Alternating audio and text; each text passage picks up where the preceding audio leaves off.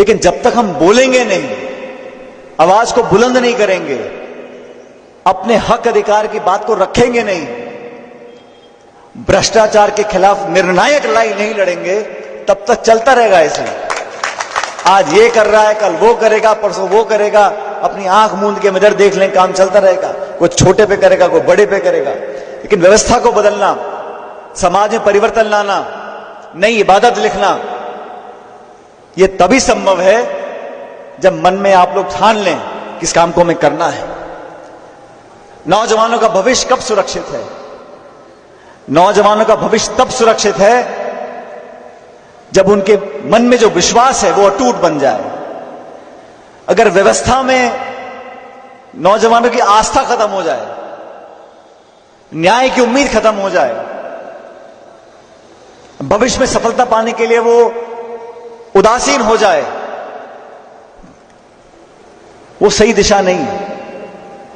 इसलिए मैंने जो 20-22 साल में राजनीति में मैं केंद्र में रहा हूं, प्रदेश में रहा हूं, विधानसभा में रहा हूं, संसद में रहा हूं, बहुत सी जिम्मेदारी संभालने का मुझे मौका मिला है, संगठन में, सरकार में, हर जगह मैंने हमेशा इस बात पर कभी समझौता नहीं किया कि भ्रष्टाचार और नौजवानों के साथ अगर नाइंसाफी होती है उसका विरोध हमें करना पड़ेगा। इसलिए मैं आप सब लोगों से निवेदन करना चाहता हूं, हो सकता है मेरी बात से सब लोग, किसी का कोई राय हो, कुछ राय हो, लेकिन जो रास्ता है, जो दिशा है, वो सही चुननी पड़ेगी। हम अगर मिलकर कुछ बदलाव करना चाहते तो हो सकता है। हमारी ताकत हमारी एकता में है, हमारी ताकत हमारी संगठित संकल्प शक्ति में है। इसलिए मैं आपसे अनुरोध करना चाहता हूं, जिन नौजवानों ने आज जिम्मेदारियां संभाली हैं, अभी आपको बहुत लंबा जाना है, सबको साथ लेके चलो।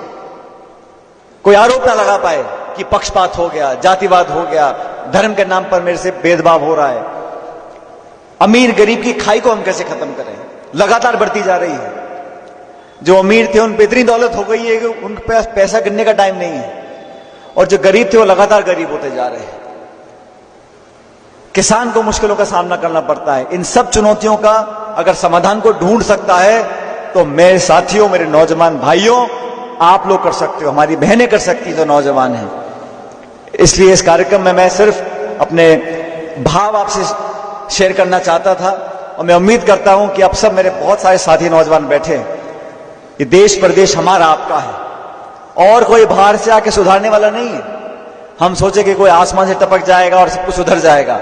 हम लोगों को अपने हाथ में व्यवस्था को लेना पड़ेगा, सुधारना पड़ेगा, परिवर्तन करने पड़ेंगे।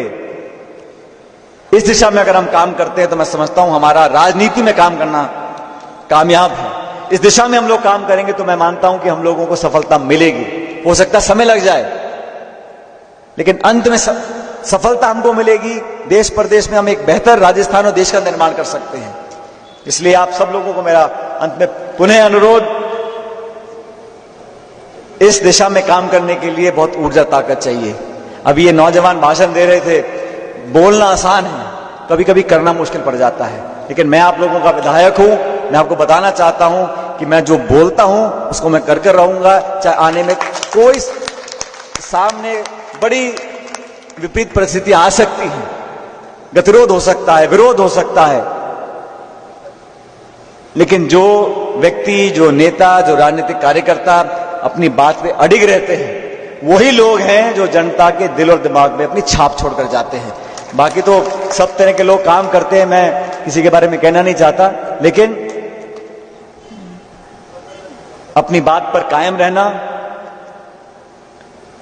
सब लोगों को साथ लेकर चलना, और मन में जो विश्वास है, मन में जो संकल्प है, उस आवाज को सुनकर अगर हम काम करेंगे तो हमेशा सफलता हमको मिलती रहेगी। मैं पुनः सभी साथियों को, हंसराज जी को, मीना साहब को, स्वामी जी को, बोकन सबको मैं बहुत बहुत मुबारकबाद देना चाहता हूं, और उम्मीद करता हूं, प्रभु से प्रार्थना करता हूं कि आप सबका जो असीम प्रेम, प्यार, आशीर्वाद हम लोगों को मिलता आया है वो भविष्य में मिलता रहे।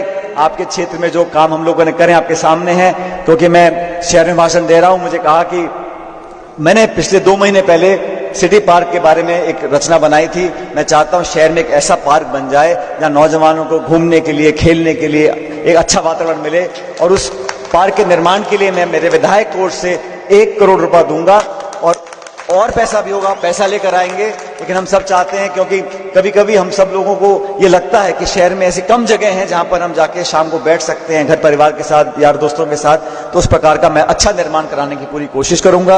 आप सब लोगों का यहाँ पर आप लोग आए, मैं बहुत धन्यवाद देना चाहता हूं और आपका साथ और आशीर्वाद हमें मिलता रहे, उसके लिए बहुत बहुत मैं प्रभु से कामना करता हूं। बहुत